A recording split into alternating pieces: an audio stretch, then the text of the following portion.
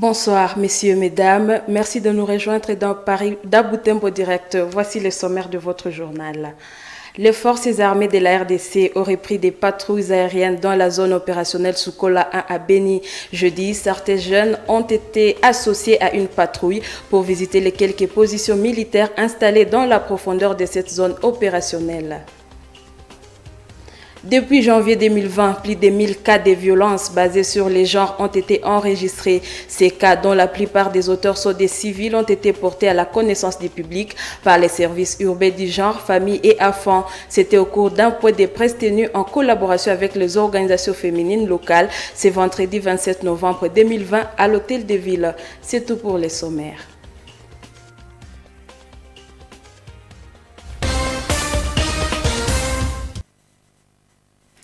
Bonsoir mesdames et messieurs, voici l'intégralité du journal. Les forces armées de la RDC ont repris des patrouilles aériennes dans la zone opérationnelle Soukola 1 à Beni. Jeudi, certains jeunes de Beni ont été associés à une patrouille pour visiter les quelques positions militaires installées dans la profondeur de cette zone opérationnelle. Ces derniers affirment que beaucoup reste encore à faire pour l'armée et pour la population pour la restauration de la sécurité. Delphin Moupanda, notre permanent à Beni. Il s'agit de deux hélicoptères de chasse des FARDC qui ont survolé le ciel de Beni. À cette patrouille militaire aérienne étaient associés certains jeunes membres des groupes de pression pour visiter certaines positions des FARDC installées dans la profondeur de la zone opérationnelle Soukoula 1 pour en témoigner. C'est le Clovis Moutouva, militant de Lucha, qui était à bord de l'un des hélicoptères, ne veut pas beaucoup en commenter, car selon lui, on a atterri en aucun cas. Il demande à la population de renforcer la collaboration avec les FARDC pour la construction de la paix à Beni. Donc, ce que nous avons été dans l'hélicoptère militaire, c'est un hélicoptère de guerre. Nous avons vu certains militaires dans les fins fonds de la brousse. Nous avons sillonné la ville de Beni et le territoire. Nous avons certainement vu les militaires et nous demandons à ces militaires-là qui sont encore en ville de pouvoir rejoindre les autres. Je ne vais pas beaucoup commenter parce que personnellement, on n'a pas atterri à un camp. Les jours où on atterrira à un camp et échanger avec les militaires, on saura réellement ce qui se passe dans ces cas-là. Mais pour l'instant, nous avons vu parce qu'il s'agissait bien de voir. Je crois ce que nous pouvons demander à la population, c'est continuer toujours à collaborer avec cette armée. Il est vrai, nous avons une seule armée. La collaboration a beaucoup de sens. Et l'armée doit accepter aussi cette collaboration. Parce que nous le faisons tous les temps. Il s'est rappelé que ça fait déjà une année depuis que les FARDC ont récupéré plusieurs grands campements des ADF dans la première phase des opérations dites de grande envergure. L'armée congolaise envisage la deuxième phase visant de consolider et finir complètement l'activisme des ADF, a annoncé le début du mois de novembre à court. Lieutenant Denis Molouchaï, porte-parole des opérations Soukoula 1.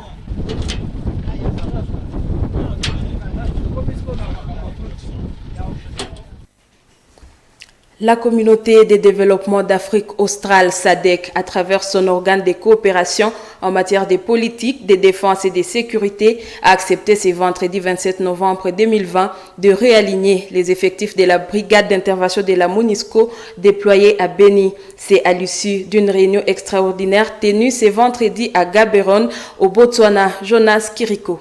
C'est suite à la proposition des Nations Unies, soutenue notamment par les États-Unis qui soutiennent les efforts de l'ONU pour ajouter 3 nouvelles unités à la FIB. Les sommets extraordinaires de la Troïka de l'organe a accepté la proposition des Nations Unies consistant à réaligner les effectifs actuels de la brigade d'intervention de l'ONU, la FIB, afin de permettre aux unités de réaction rapide de disposer d'un champ d'action nécessaire et à constituer 2 unités de réaction rapide par les troupes provenant des pays contributeurs des troupes membres de la SADC, dit le communiqué final du sommet consacré au terrorisme à RDC et au Mozambique.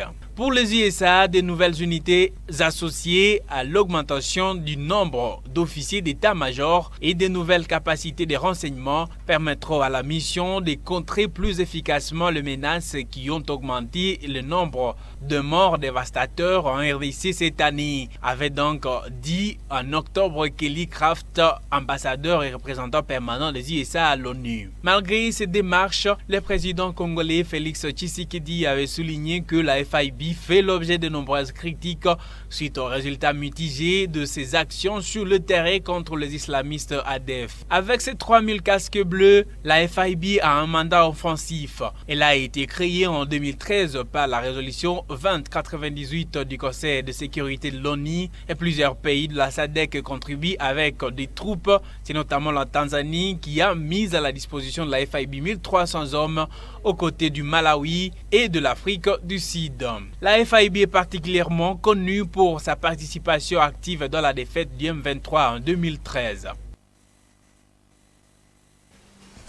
Des habitants de Butembo ont été sensibilisés sur leur implication dans la protection communautaire des milieux affectés par les déplacements des populations. Cette sensibilisation a eu lieu au rond-point cathédrale l'après-midi de ce vendredi 27 novembre. Elle visait à interpeller les uns et les autres pour leur participation à la reconnaissance des droits des déplacés dans leur milieu d'accueil.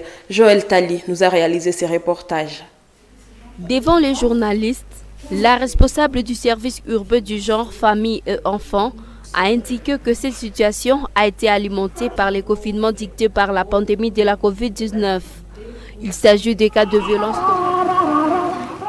C'est cette scène de théâtre qui a constitué l'essentiel de l'activité de ce jour. Elle a été menée autour des droits des déplacés dans la société. À travers celle-ci, le Centre Intégration pour la promotion des nécessiteux ISPRON, avec l'appui de la Caritas Goma, organisatrice de cette activité, disent vouloir promouvoir la cohabitation pacifique entre les déplacés et leurs familles d'accueil respectives. C'est un message par rapport à la protection des déplacés des guerres internes et pour la cohabitation pacifique entre les personnes déplacées internes et les populations hautes qui reçoivent directement ces déplacés quand ils quittent leur lieu qui criblé de troubles ethniques. Nous sentons la misère criante de ces déplacés de guerre qui proviennent de tous les axes confondus. Présent à l'activité, le représentant du Haut Commissariat pour les réfugiés HACER a remercié les organisateurs de cette activité pour l'initiative. Il appelle tous ceux qui y ont pris part à mettre à pratique les conseils que véhicule celle-ci. Aussi de la partie, la société civile de Lubero encourage le gouvernement à multiplier les séances de sensibilisation des habitants pour la reconnaissance des droits des déplacés.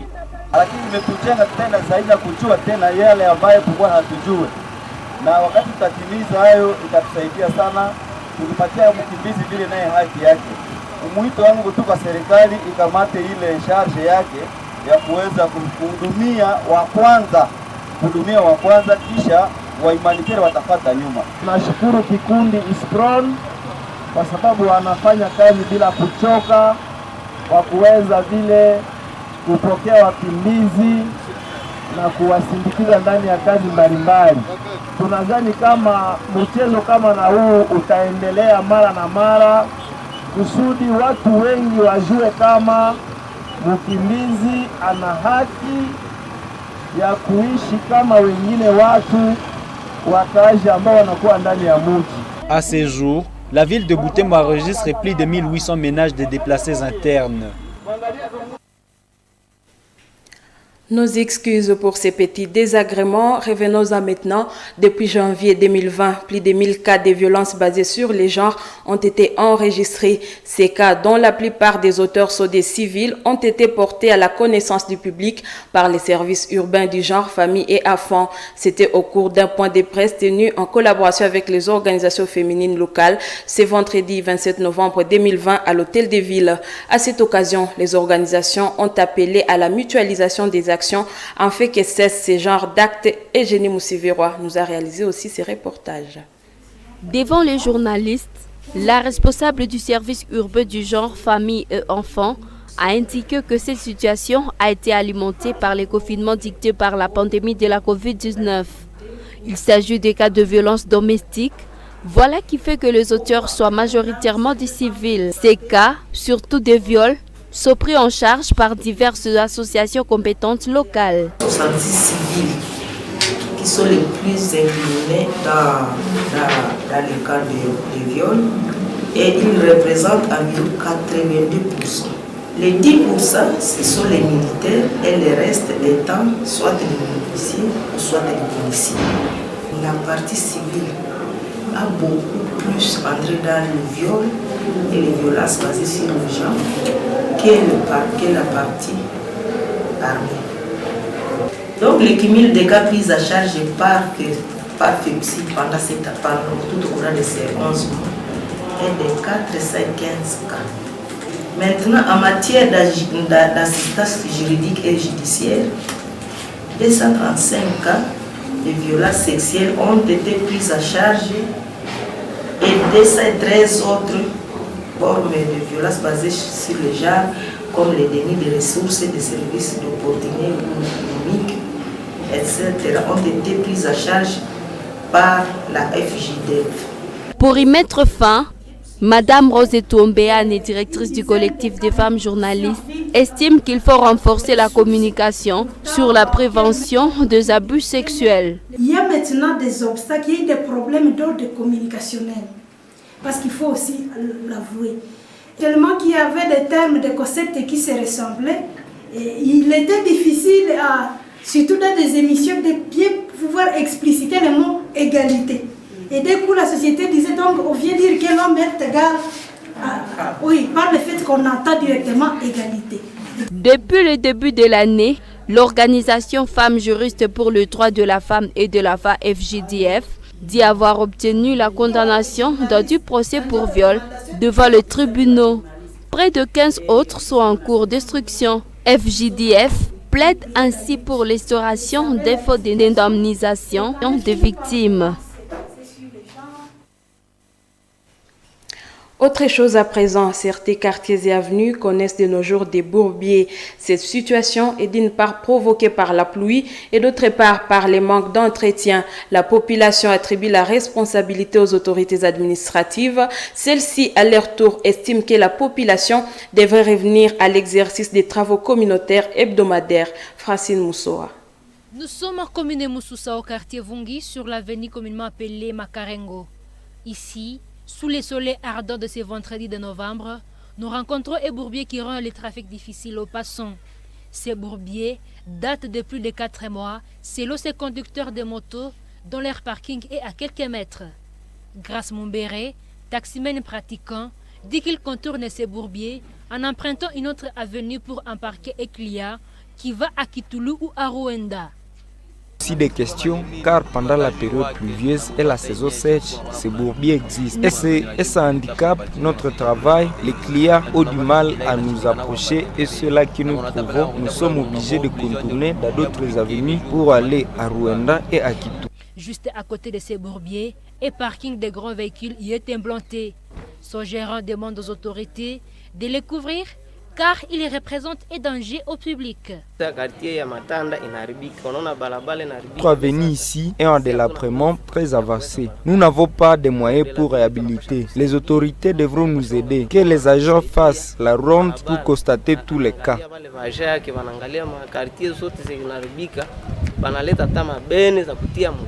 Pour les bourgmestres de la commune Moussoussa, la population devrait reprendre l'ancienne habitude des salongo au lieu d'attendre toujours que les autorités réalisent ces travaux. Toujours demander à la population de revenir sur les anciennes bonnes habitudes où dans le temps il y avait les salongo qui se faisaient. Oui, chaque vendredi, la population au niveau de Butembo se réveillait tous les matins à partir de 6 heures. On voyait les hommes, les jeunes, il y avait des mamans avec machette, avec houe, avec bêche, avec pic, en train de réparer. Et personne ne venait dire aux gens que non, ça vous ne pouvez pas faire, c'est la tâche réservée seulement à l'État. Et l'État, c'est qui? C'est l'État, c'est cette même population. La ville de Butembo connaît plusieurs rues et avenues qui sont à délabrement. Éducation en présent. Créé en 1995, le complexe scolaire Loyola a fêté ses 25 ans d'existence ce vendredi 27 novembre.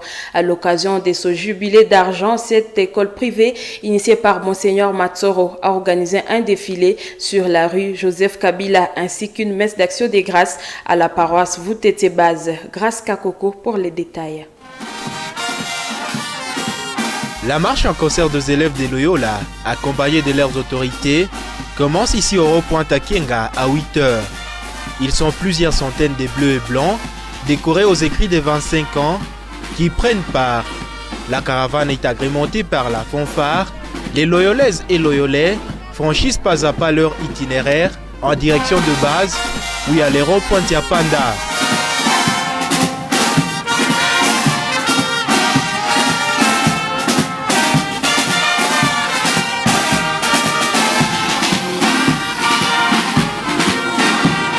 C'est à 11h que la messe d'action de grâce débute ici à la paroisse Marie-Échelle du Paradis de Vutete Base. C'était non seulement une occasion de louange, mais aussi de méditation. Dans ce commentaire La Parole de Dieu, M. l'abbé Benjamin Mouhente a demandé aux enseignants et élèves de Loyola de repenser aux réalisations des 25 ans écoulés pour mieux planifier l'avenir de leur école. C'est une joie immense pour la de la communauté. 25 ans, vous devez vous reposer pour regarder,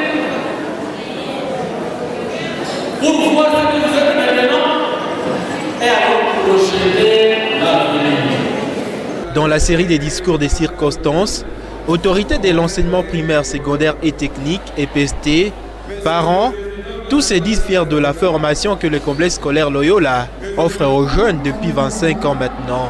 Le préfet de cette institution se frotte les mains que les ressortissants de Loyola réussissent aux examens d'État et s'en sortent dans la vie professionnelle.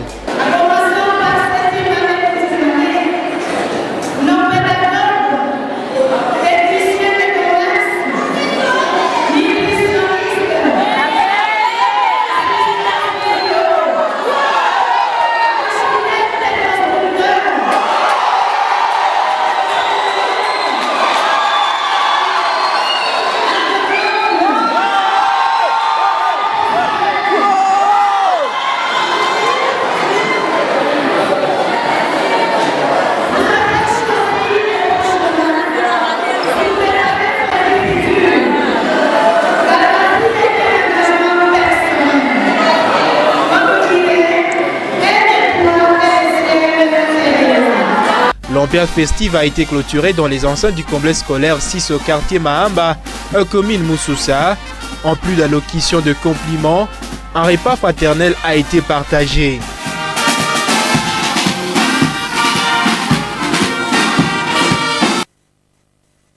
Corrigez avec moi qu'il s'agit de messieurs Matsoro et non Monseigneur Matsoro. Ainsi s'achève cette édition. Merci à vous tous qui nous avez suivis. Nos programmes continuent sur Moto TV.